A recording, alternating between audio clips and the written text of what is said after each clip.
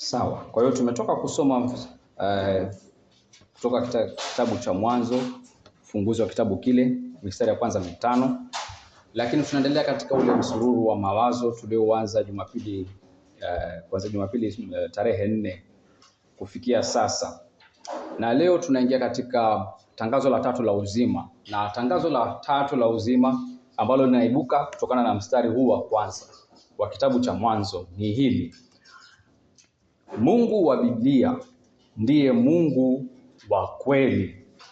Niseme tena, Mungu wa Biblia ndiye Mungu wa kweli. Ni kauli tata kwa wengine, ni kauli yenye uzito kwa wote.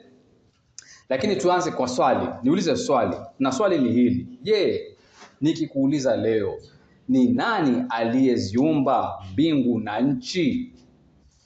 Wengine wanasema hilo ni swali la kitoto, waulize wale ambao ni watoto. Wengine watasema hapana, hilo ni swali la kipumbavu, waulize wale wasio na elimu.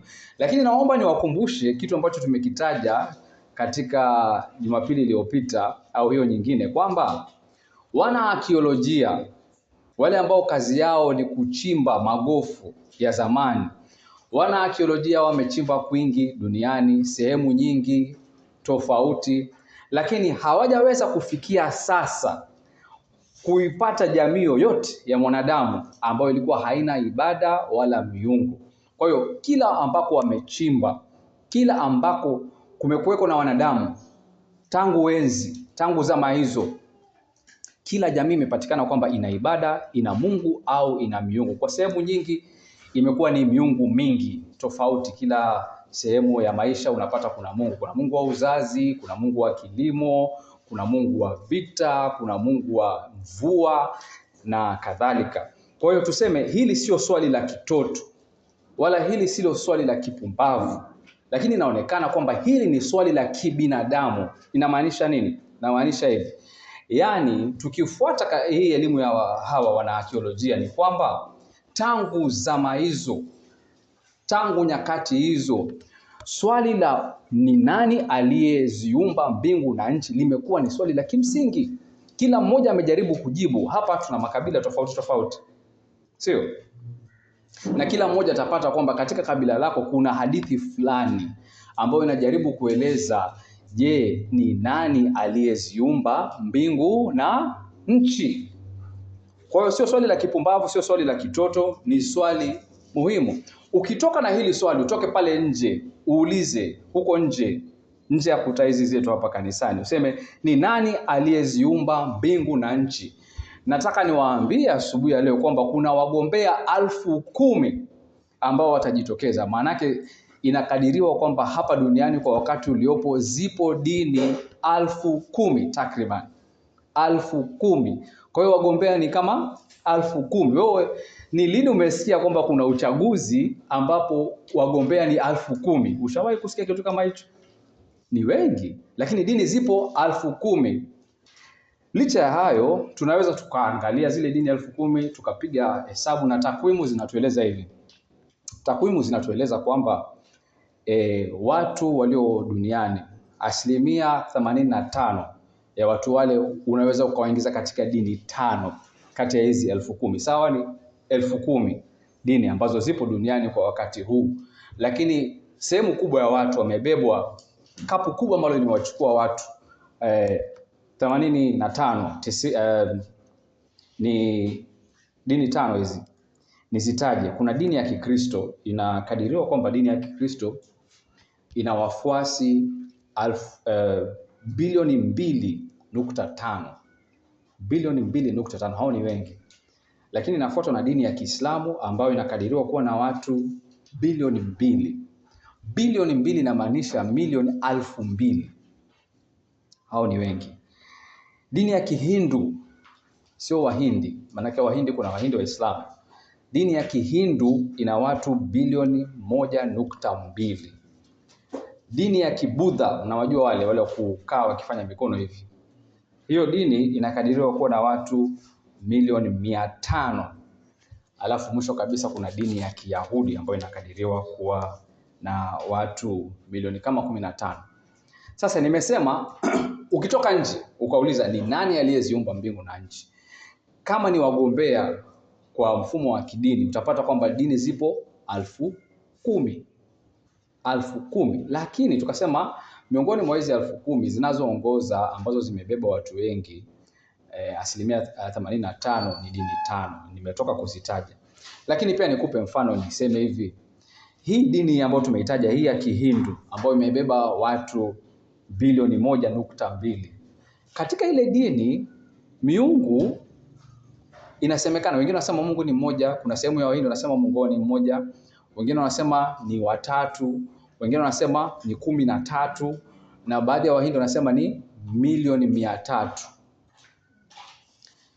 Ikiwa kweli ni milioni 300, basi tuseme haiwezekani kwa Mhindu hata mmoja kuyajua majina ya miungu yote katika ile dini. Haiwezekani. Si ndio?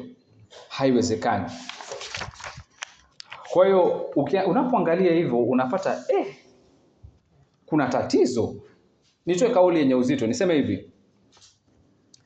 Haiwezekani kwa hizi dini 5 zote kuwa sahihi zinapolijibu hili swali, je, ni nani aliyeziumba mbingu na nchi? Ukimuuliza Mbudha, mfuasi wa dini ya Kibudha, atakwambia kulingana na dini yake, Buddhism, hakuna mwanzo, hakuna uumbaji katika ile dini. Hawa ambao mnaona wamevaa nguo, wamevaa majoho, wanafanya wale, katika dini yao hakuna mwanzo, hakuna muumba. Katika Uhindu tumetoka kuona kwamba haijulikani idadi ni muumba ni mmoja, ni watatu, ni 13 au ni milioni 300. Kwa hiyo inategemea unajipata wapi katika ile nchi. Wafuasi ni wafuasi wa aina gani wa ile dini. Kwa hiyo hakuna simulizi moja ya kwamba Mungu ni huyu na aliumba hivi. Kwa hivyo unapomuuliza mfuasi wa dini ya Kihindu, je, ni nani aliyeziumba mbingu na nchi, hawezi kukujibu kwa uhakika. Na akikujibu, huyu atatofautiana na yule, na yule atatofautiana na mwenzake. Kwa hiyo hawana jibu sahihi.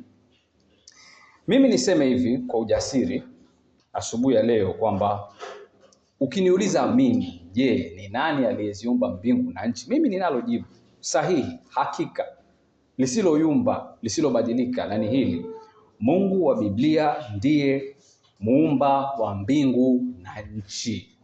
Lakini mara moja kutaibuka swali akilini mwako, ujiulize, je, ni kwa misingi gani au ni kwa ujasiri gani ninaweza kusimama mbele yenu nikasema wale wamekosa, mimi sijakosa, wale wametoka nje, mimi nipo katika kweli, mimi nina uhakika, wale hawana uhakika, mimi nimeingia katika njia ya uzima, wale wamepotea? Nina ujasiri gani? Jibu ni hili: katika chumba cha mtihani au kulingana na kigezo cha uzoefu wa mwanadamu, hizi nyingine zote zilizo huko nje zinafeli, haziwezi kumjibu mwanadamu. Ninaposema uzoefu wa mwanadamu, tuelewe hivi kwamba kila mmoja wetu ambaye ameingia hapa duniani anaishi, na katika kule kuishi unaingia katika kile ambacho tunakiita uzoefu wa mwanadamu. Okay? The human experience. Uzoefu wa mwanadamu, kwamba umejikuta umezaliwa, wewe haukutia nia ama haukupeleka maombi kwamba Bwana, mimi naomba kuzaliwa.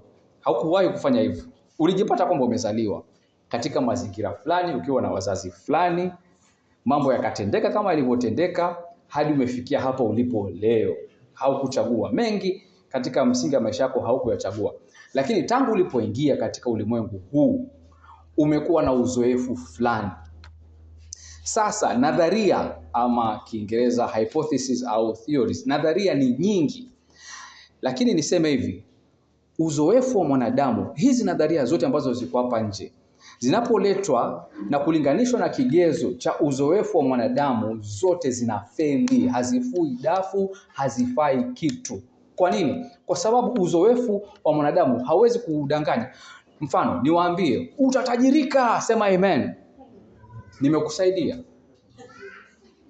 Naweza kujisemea chochote ninachotaka, lakini uzoefu wa mwanadamu ndicho chumba cha mtihani ambapo hiyo nadharia itasimama au itaanguka. Si ndio? Nikija nikisema Mungu ana mikono 7, ninaweza kusema hivyo, Lakini katika uzoefu wako umeiona mikono saba ya Mungu?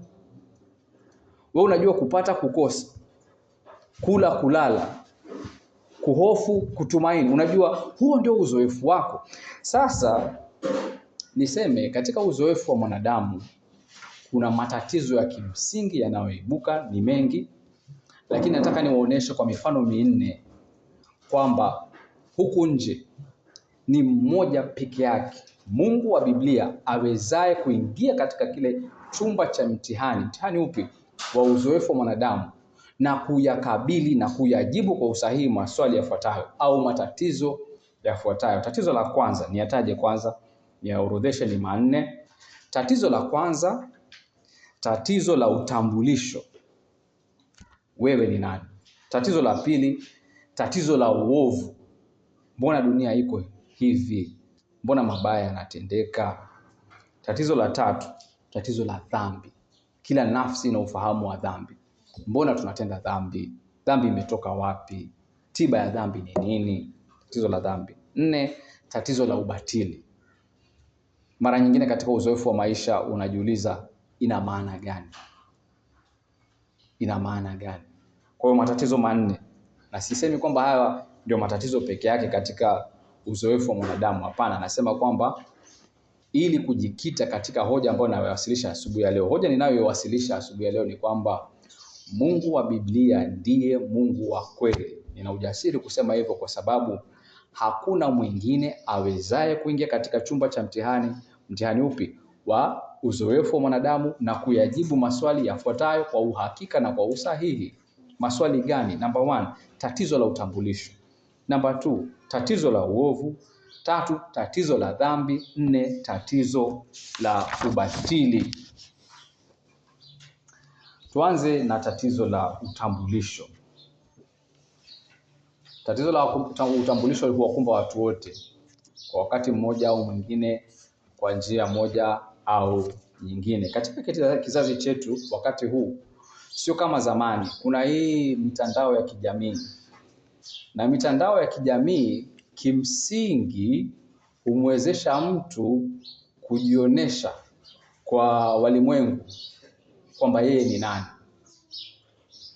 Ndio lengo la mitandao ya kijamii. Wewe unapoingia katika mitandao ya kijamii unajaribu kujionyesha wewe. Wengine nasikia huisoma kama gazeti, hawaandiki chochote, hawaposti chochote. Wao mitandao ya kijamii ni kama gazeti, lakini kuna wengine ndio uhai wao.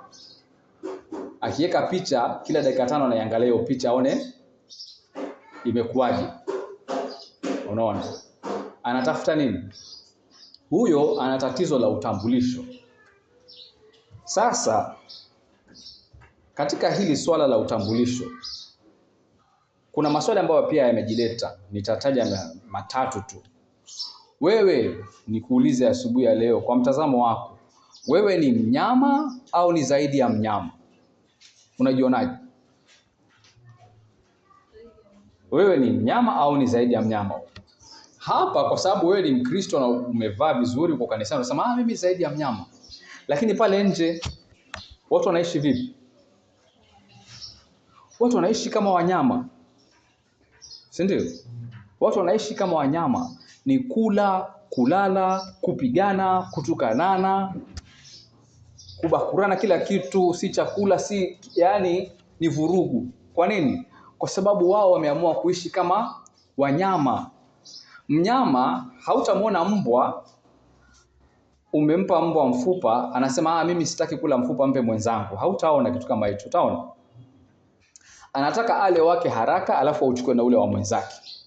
Na kama ni mkubwa na yule ni mdogo, huyu mkubwa atachukua cha yule mdogo. Chake hakimtoshi mpaka achukue cha mwenzake. Wanadamu unaona akiwa na tabia kama hii, kwamba yule ambaye anavyo vingi havimtoshi, anataka achukue vya maskini pia, vya mnyonge pia. Kwa nini? Kwa sababu atalala njaa?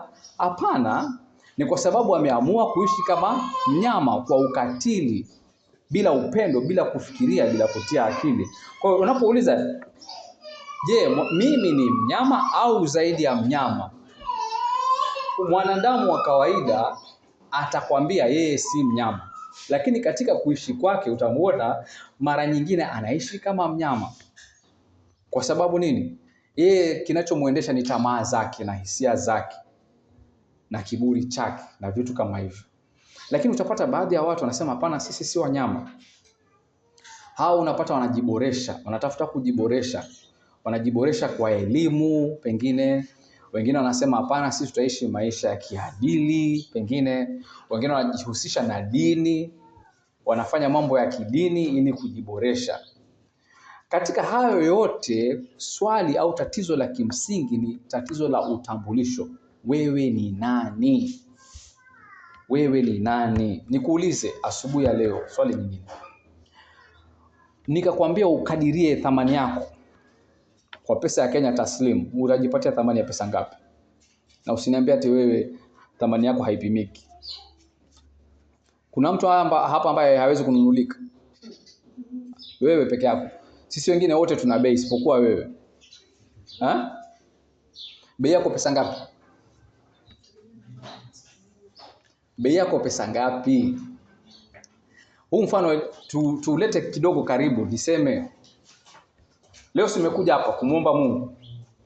Umekuja kumwabudu Mungu ama umekuja kumuomba Mungu pesa? Je, tajiri fulani, bilionea fulani wa Kimarekani akakwambia sikiza, huu Kristo najua umekimbia nao miaka mingi na hali zako ni hizi tu. Sasa taja kiwango cha pesa ambacho nikikupatia saa hii wewe utaniahidi hautakanyaga tena kanisani. Pesa ngapi? Ningekwambia bilioni, lakini sidhani kama wewe una uwezo wa kufikiria bilioni kwa sababu hujawahi kuishika. Hata laki ni tatizo. Laki yenyewe tatizo. Kwa hiyo nikikwambia bilioni ina maana gani kwako? Fikiria hivyo. Wewe hapo ulipokaa unasema mimi sinunuliki, mimi sina bei. Thamani yangu anayejua ni Muumba wangu. Kweli? Unakumbuka wimbo wa Christina Shusho? Lakini je, huna bei wewe? Huna bei. Wewe kilichokuleta hapa unakuja kumwabudu Mungu kwa sababu ni Mungu, au tegemeo lako ni kwamba huyu Mungu atakuletea upenyo, breakthrough? Haleluya. Kwa hiyo unazidi kuja kwa sababu breakthrough haijafika. Sasa mimi nikaja leo, mimi ni bilionea, nikwambia achana na mambo ya breakthrough. Hii hapa pesa taslimu, unataka ngapi? Utoke nje. Utasema nini? Hiyo ndio breakthrough. Wengine wanasema hapana, hatununuani, wanadamu wote ni sawa. Lakini uzoefu, hiyo kauli unapoipeleka pale katika chumba cha mtihani, baada ya muda unakuja kugundua ndio wanadamu wote ni sawa, lakini wengine ni sawa zaidi ya wengine. Si ndio uzoefu unapokufunza? Kwa mdomo tunasema hapana, wanadamu wote ni sawa mbele ya sheria, sisi sote tuko sawa. Uhalifu ni uhalifu, sheria ni sheria. Kweli? Uzoefu wako umekuonesha nini? Sheria ni ya maskini, sheria ni ya mnyonge.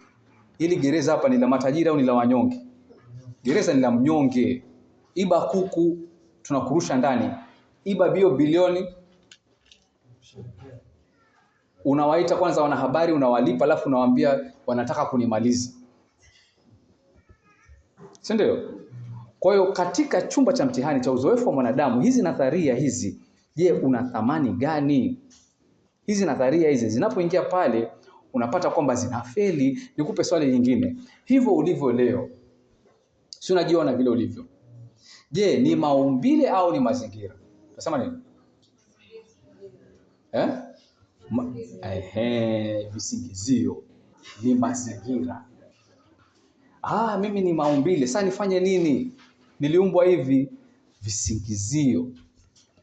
Mbona usijukumike useme mimi ni mtu mbaya, ama mimi ni mtu mvivu, au mimi ni mbinafsi? Mimi hali zangu ni kwa sababu ya ubinafsi wangu na ujinga wangu na upumbavu wangu. Mbona usiseme hivyo? Mamangu, mwache mamako.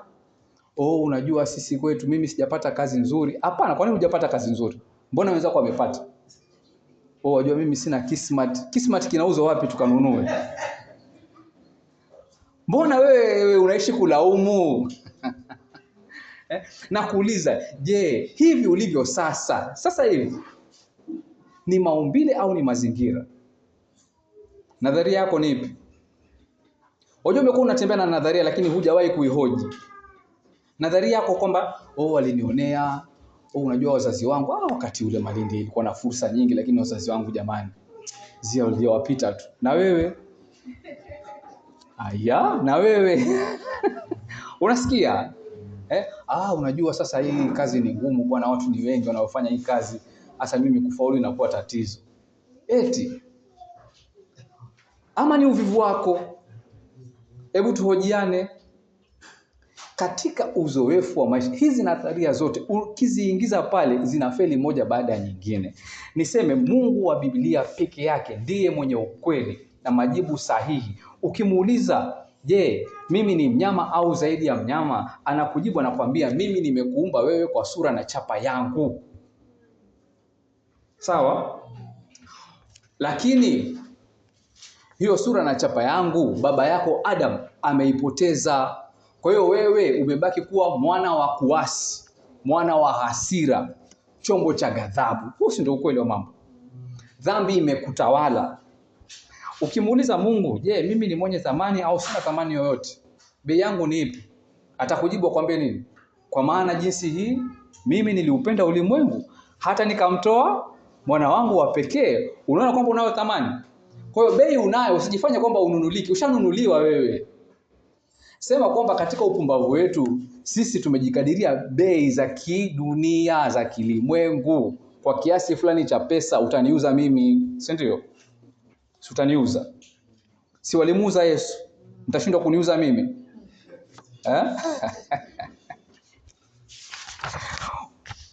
Ukimuuliza Mungu wa Biblia, je, hivi nilivyo wakati huu ni maumbile au ni mazingira? Atakwambia sio maumbile, sio mazingira.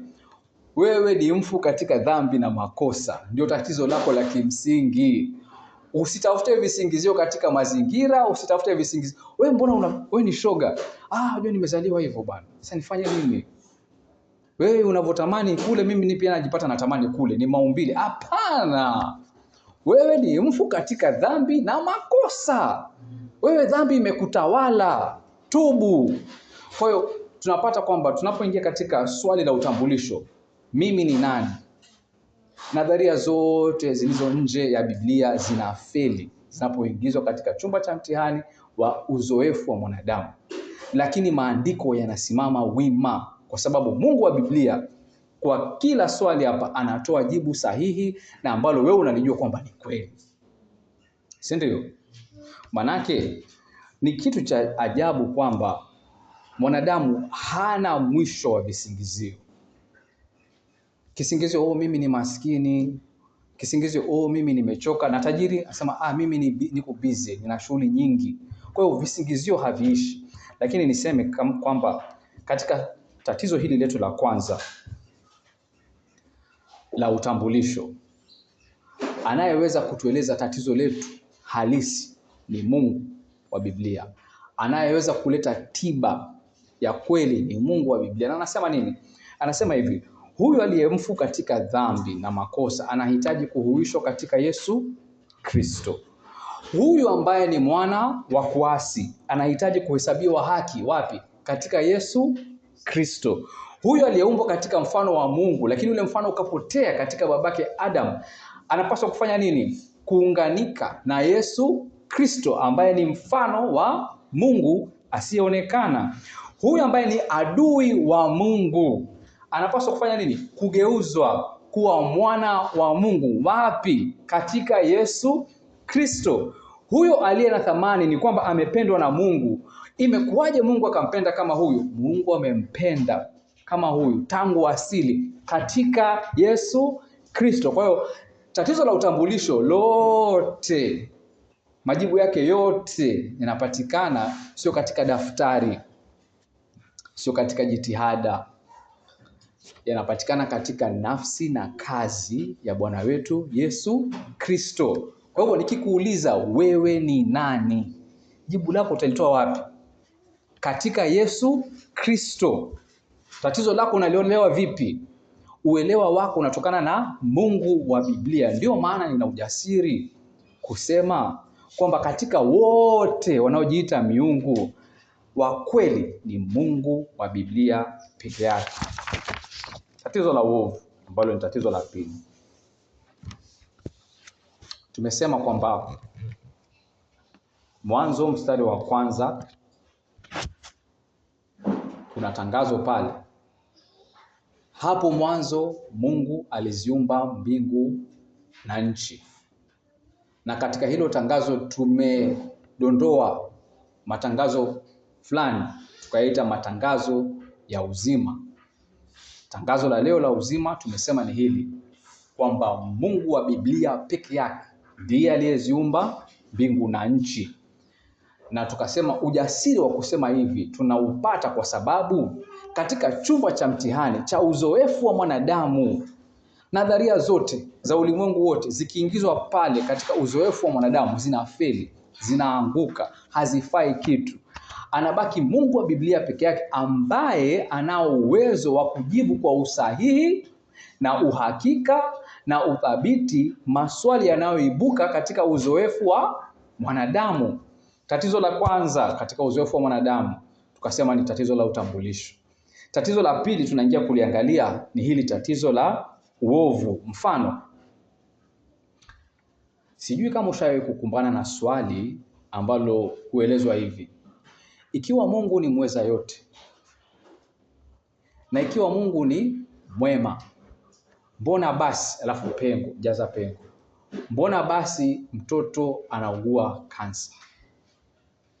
Mbona basi yule amezaliwa ni kilema, kipofu, kiziwi, bubu? Mbona? Ikiwa Mungu ni mwema na Mungu ni mweza yote, mbona hakuzuia uovu kama huu kutendeka? Na tunapata kwamba kuna uovu mara mbili, kuna uovu wa kimaadili na uovu wa uumbaji. Katika uumbaji kuna uovu. Mbona mti ulimwangukia yule bwana akafa?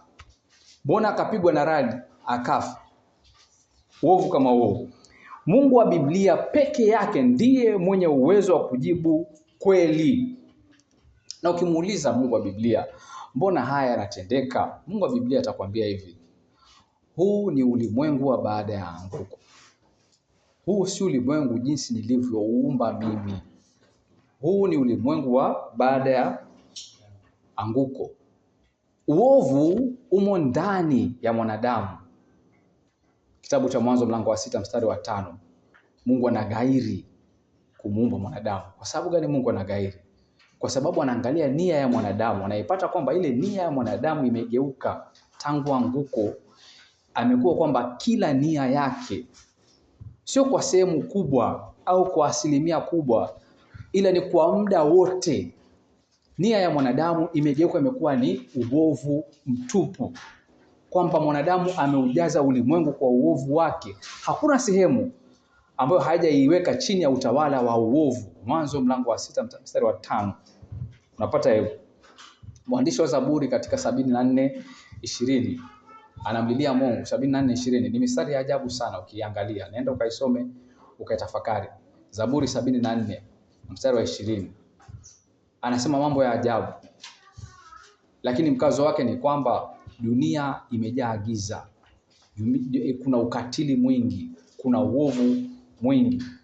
Unapomlilia Mungu anakuambia hapana, huu sio ulimwengu nilioumba mimi. Huu ni ulimwengu mliounajisi nyinyi kwa dhambi zenu.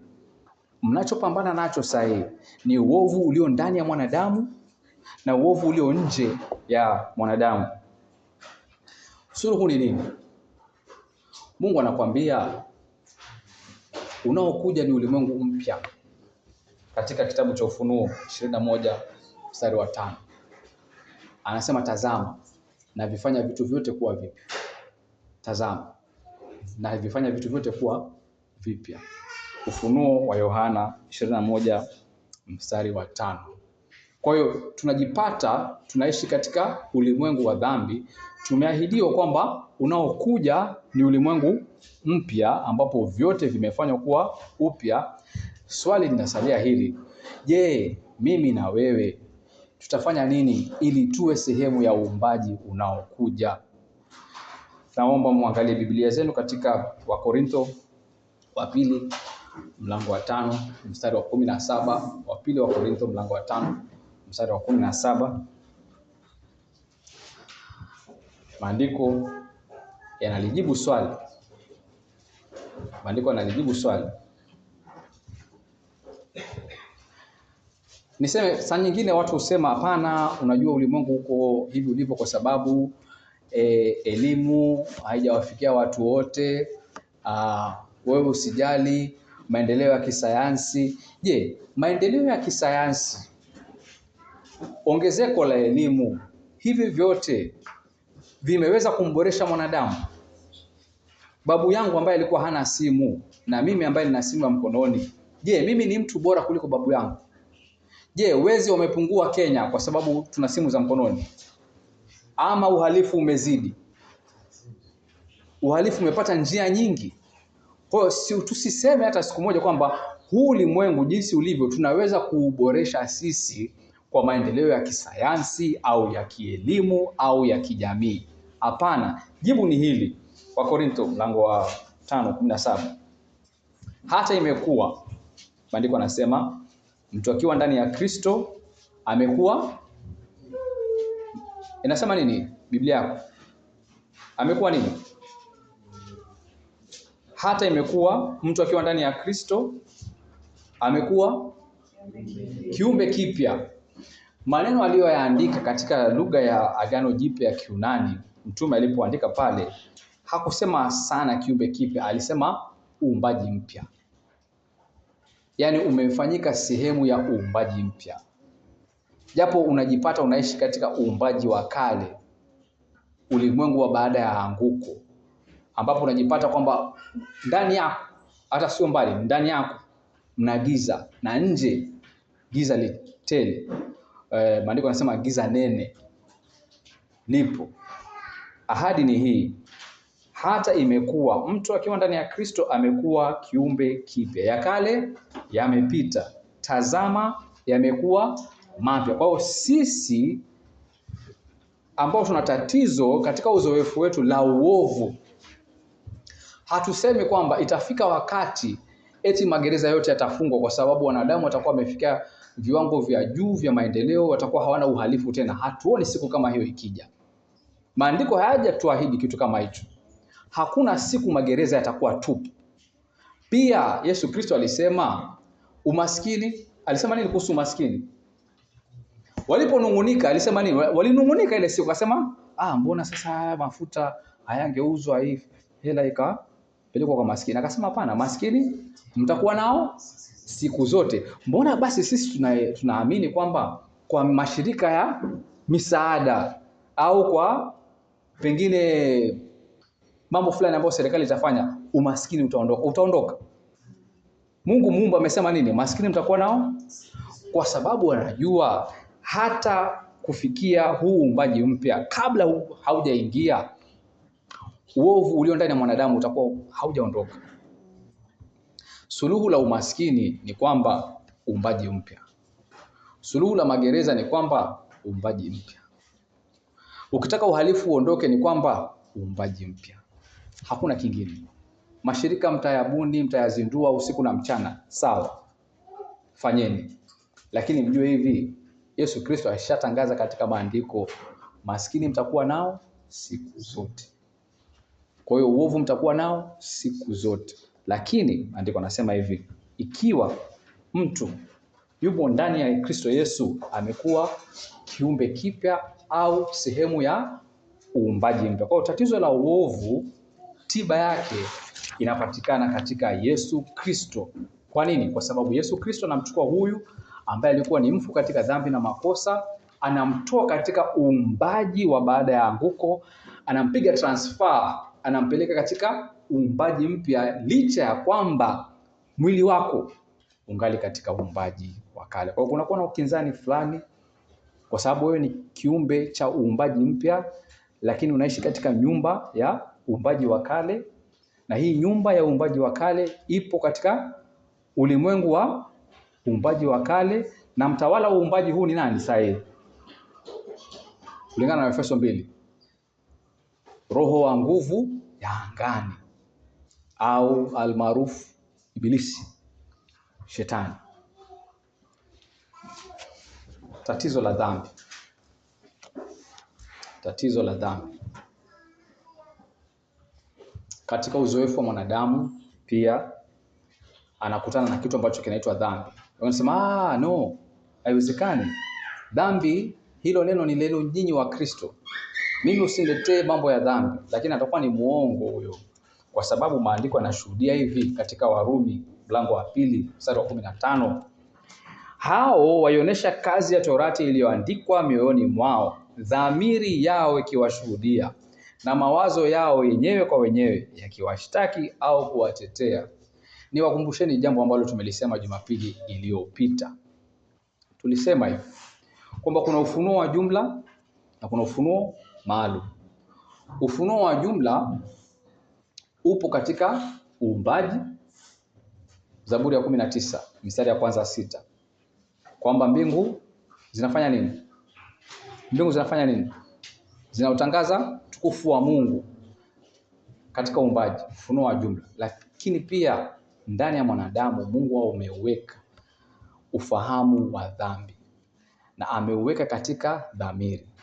Ukiulizwa na mtu dhamiri ni nini? Sema hivi: dhamiri ni sauti ya Mungu inayomwandama mwanadamu popote anakoenda na kumwambia usifanye hivi. Usifanye hivi.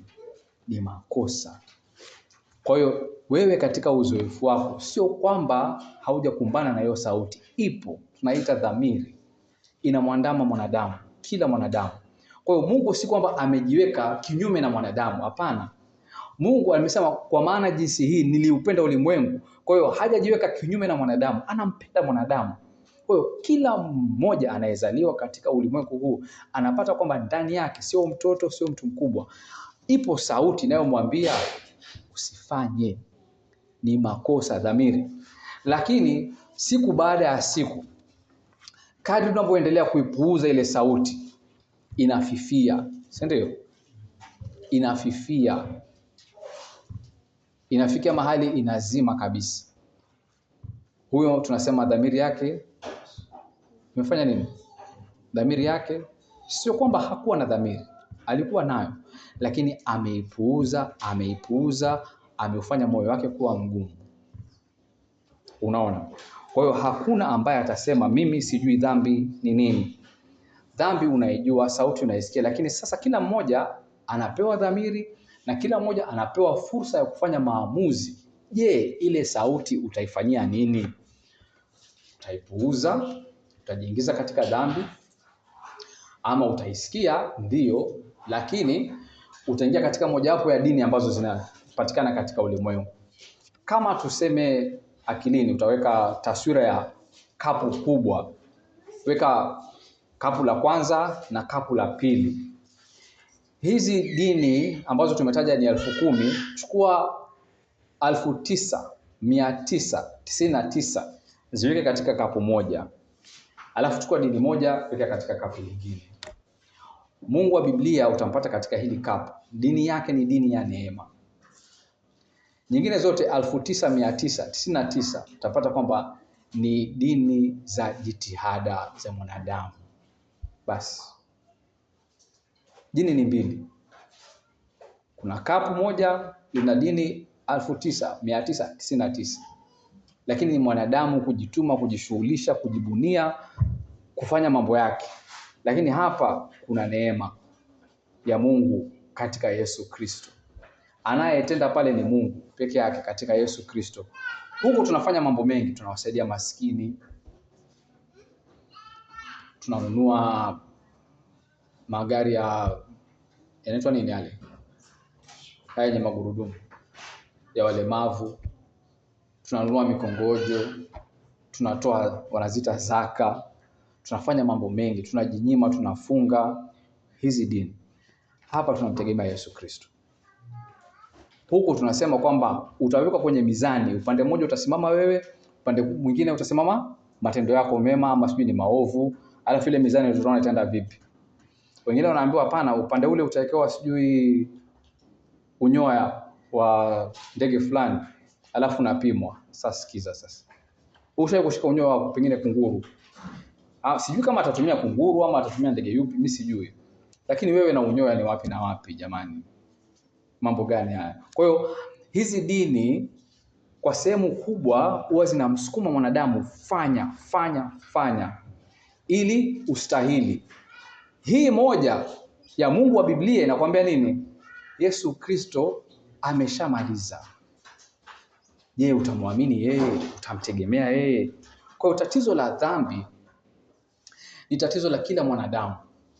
Na hakuna ambaye atasema, na asiwe mwongo, atasema mimi sijui dhambi ni nini. Hakuna.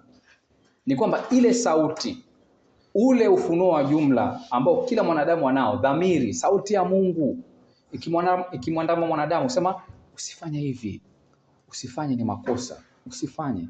Lakini mwanadamu ana fursa ya kuisikiza au kuipuuza. Ana fursa ya kumtafuta Mungu au kujitengezea Mungu. Sisi tunasema hivi. Wapili wa Korintho 5 tena turudi pale. Tumesoma mstari wa 17 tukasema kwamba tatizo la uovu linapatikana katika uumbaji mpya. Mimi na wewe tunaishi katika ulimwengu wa baada ya anguko, lakini katika Kristo Yesu tunafanyika sehemu ya uumbaji unaokuja. Tatizo la dhambi vile vile katika wapili wa Korintho mlango wa 5 jibu liko pale. Mstari wa 21 unasema hivi.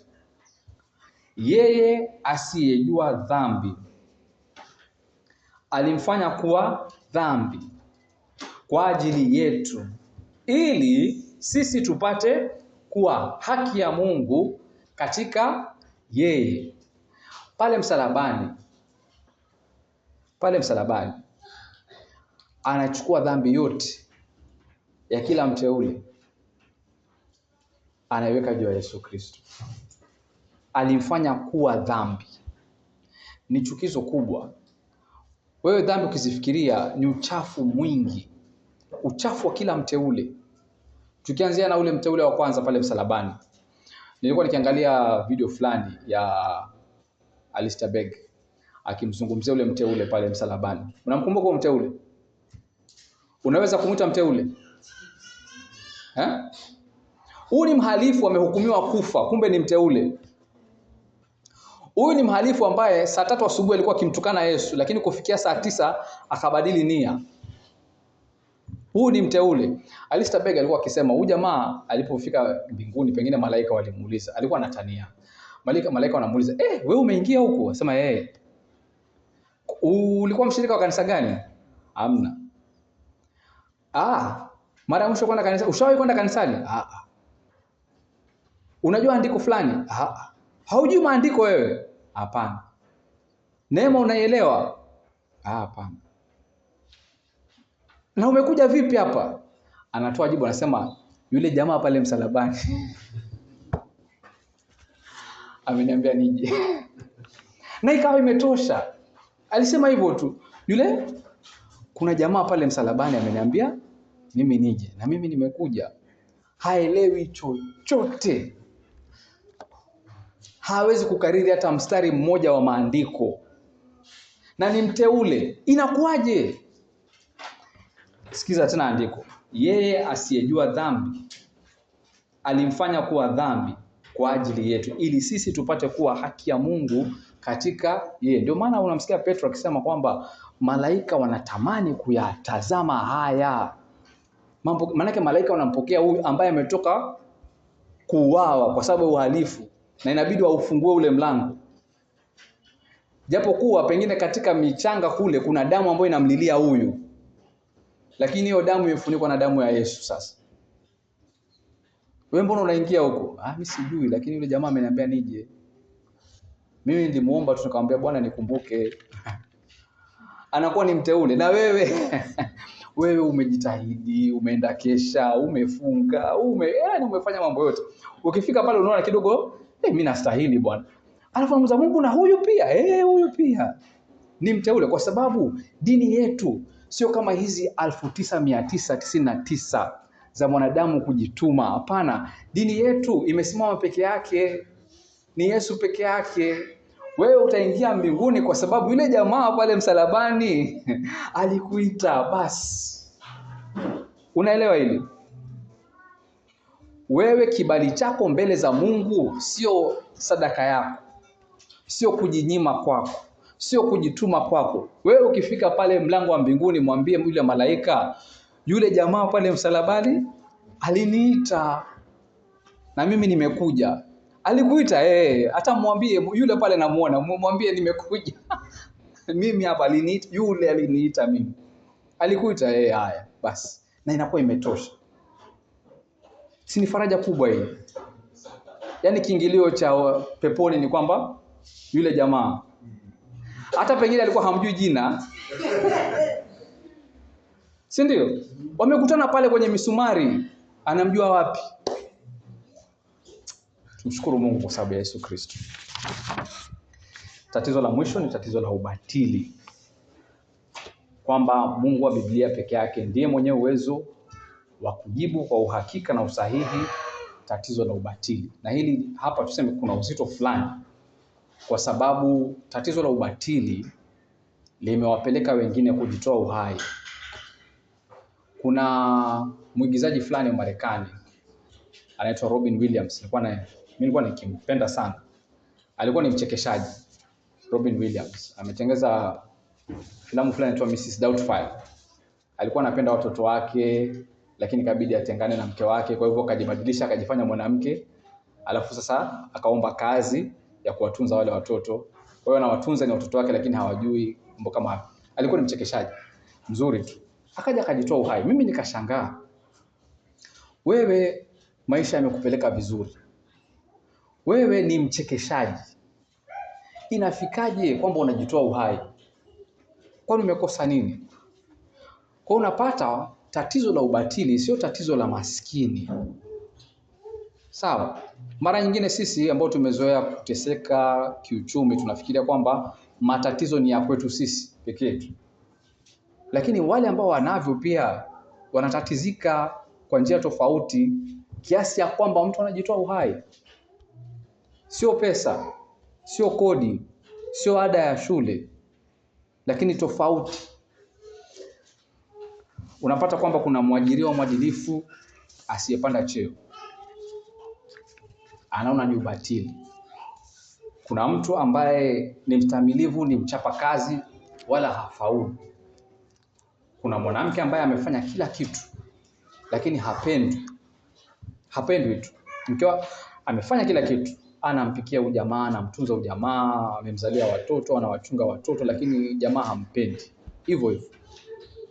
Anafika mahali anajiuliza ina maana gani? Nalisikia hilo swali. Ina maana gani? Ni swali hatari, maana usipolijibu kisahihi uende ukajitoa uhai au zikakuruka hiyo. Ina maana gani? Tuseme hivi. Mungu wa maandiko, Mungu wa Biblia, ukimuuliza mbona, alafu mtolee mifano ambayo nimetoka kuieleza hapa. Mbona inakuaje?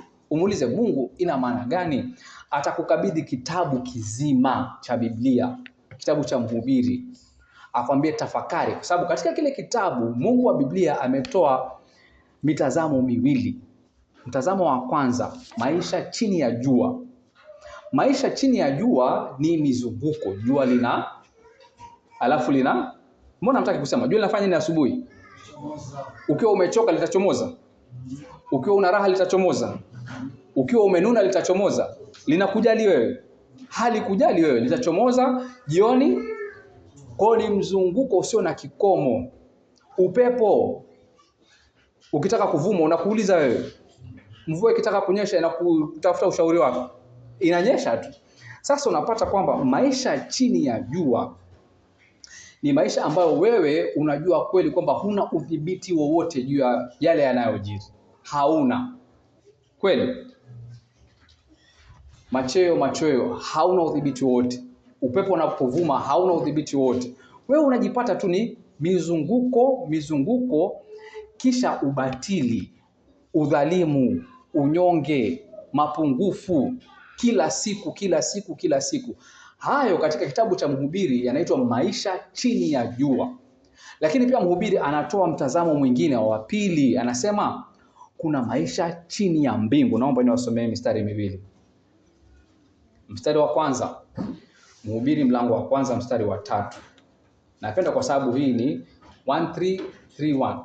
Mhubiri mlango wa kwanza mstari wa 3 na Mhubiri mlango wa 3 mstari wa kwanza. Andiko la kwanza, Mhubiri mlango wa kwanza mstari wa 3. Huyu ambaye ni mfalme wa Israeli, huyu ambaye amejichukulia wanawake 1000, huyu ambaye amesema katika mlango wa pili kwamba hakunyima nafsi yake chochote cha kuistarehesha. Huyu anasema hivi, Mhubiri mlango wa kwanza mstari wa 3.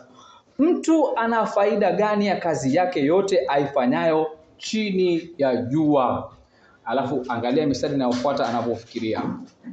Mtu ana faida gani ya kazi yake yote aifanyayo chini ya jua? Anauliza hivyo. Chini ya jua, kweli ukiamua kuishi maisha yako chini ya jua, utafika sehemu fulani utauliza hili swali. Lakini pia kuna mtazamo wa pili, mlango wa 3 mstari wa kwanza. Kwa hiyo weka kidole kimoja kwenye mlango wa kwanza mstari wa 3, alafu fungua mlango wa 3 mstari wa kwanza. Tusome kwa pamoja. Maandiko yanasema hivi: kwa kila jambo kuna majira yake na wakati kwa kila kusudi chini ya mbingu. Unaona? Amebadilisha mtazamo. Hakubadilisha hali zake. Hajabadilisha hali zake. Amebadilisha mtazamo kwamba alifungua kwa mtazamo wa chini ya jua. Lakini sasa anavyoendelea anatuletea taswira tofauti kwamba yapo maisha chini ya mbingu. Chini ya mbingu sio mizunguko ya ubatili. Hapana. Hapa utapata kwamba kuna majira, kuna makusudi, kuna udhibiti, kuna uratibu, kuna mtawala ambaye ni Mungu. Tangu baba yetu Adamu kuasi, ubatili uliingia duniani. Ubatili ni kama nyoka hatari, anakung'ata. Hautaepuka kung'atwa na unyoka. Lakini anapokung'ata, ipo tiba ya karibu. Tiba ulio nayo wewe ni kujikumbusha kwamba yupo aliyekuja, Adamu wa mwisho. Yule wa kwanza alifungua mlango, ubatili ukaingia. Na ubatili utakung'ata. Kama hauja kung'ata, subiri, tulia. Utakuja kukung'ata. Ubatili lazima utakung'ata kwa njia moja au nyingine. Wewe kama ni mwanadamu chini ya jua, utakuja siku moja utajiuliza, ina maana gani? Kwa jambo fulani, kwa sijui, hali ni nyingi. Lakini lazima kwa mwanadamu katika uzoefu, tumesema kuna chumba cha mtihani. Ndio, uzoefu wa mwanadamu, hili swali lazima litakukabili. Tumkumbukeni Yesu ambaye katika Mathayo 9:36, Mathayo 9:36 tunasoma hivi: Adamu wa mwisho, na alipowaona makutano aliwahurumia, kwa sababu walikuwa wamechoka na kutawanyika kama kondoo wasio na mchungaji. Sasa hapa ukisikiza kile Kiswahili, kuna maneno ambayo yanafaa kuwa ni maneno ya kukinzana. Itakuwaje wametawanyika lakini vile vile ni makutano? Unaona? Kwa hiyo kutawanyika kwao sio kwamba huyu yuko sehemu ile na yuko sehemu, hapana, ni kutawanyika tofauti. Ni makutano. Makutano kwamba wamekuja pamoja. Sawa, tuelewe Kiswahili. Wamekuja pamoja, ni makutano, wako pamoja wengi, umati mkubwa, unaitwa makutano. Akawaangalia, akasema wametawanyika. Wametawanyika kivipi?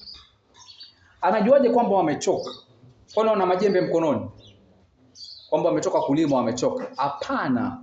Uchovu wao, kutawanyika kwao ni kwamba Mungu muumba, Yesu Kristo wa pili katika utatu wa Mungu, akiwaangalia kwa macho yake, anaona hawa ni watu wanaoishi chini ya ubatili, chini ya jua.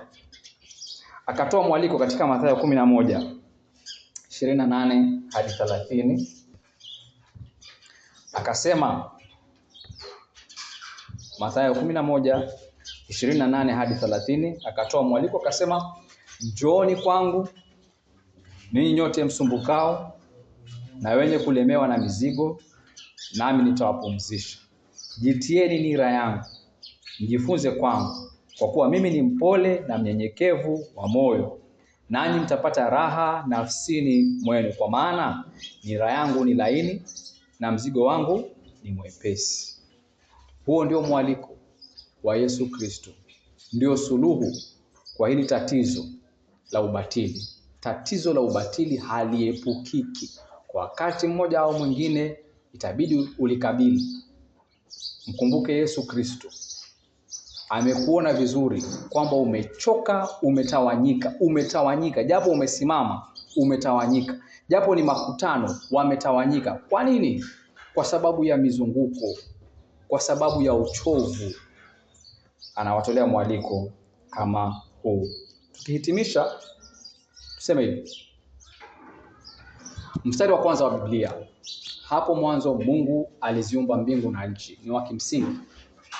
Na ni ombi langu kwamba kufikia sasa unaanza kuona kwa nini ni wa kimsingi. Ni kwamba anayesema vile lazima iwe kwamba yeye peke yake ndiye muumba wa mbingu na nchi. Ina maana zile takwimu nikawakariria pale mwanzo, bilioni nukta, wale wote tutawatia katika lile kapu 1999 jitihada za mwanadamu, na sisi tutabaki kuhesabu katika hili kapu kwamba sisi tunatembea kwa neema. Mungu wa Biblia peke yake ndiye mwenye uwezo katika Yesu Kristo kuyajibu matatizo ya utambulisho, matatizo ya uovu, matatizo ya dhambi na matatizo ya ubatili.